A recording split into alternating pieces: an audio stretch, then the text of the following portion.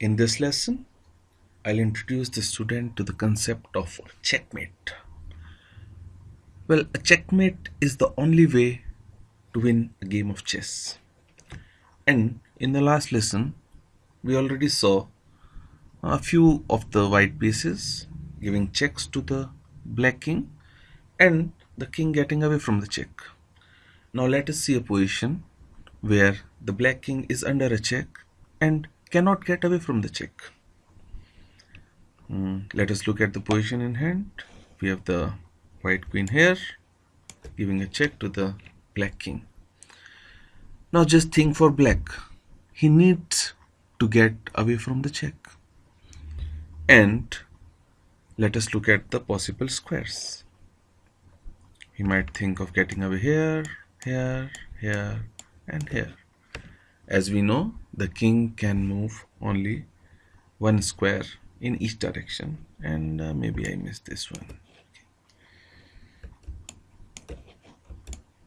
Yeah, like that.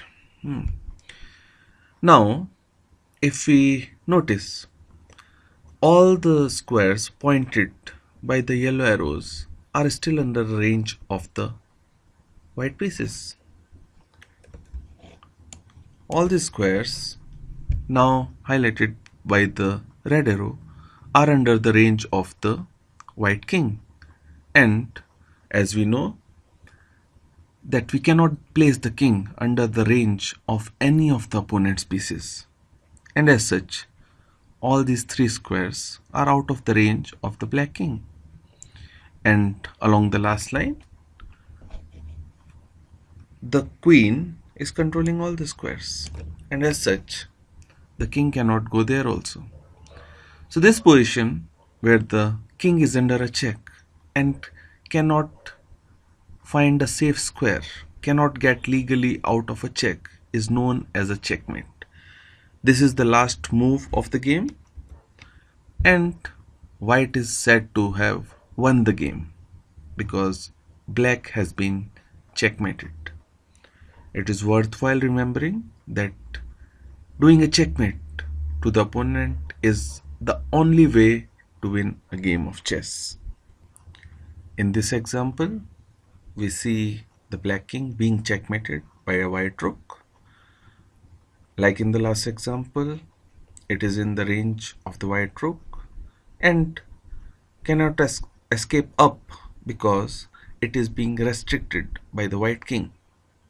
And as such, the black king has been checkmated and white wins the game. And in this example, we see the joint efforts of the two bishops successfully checkmating the black king. The black king is under a check with the white square bishop, and the escape square is under the control of the dark square bishop. And with this basic coordination, white successfully wins the game as the black king has been checkmated.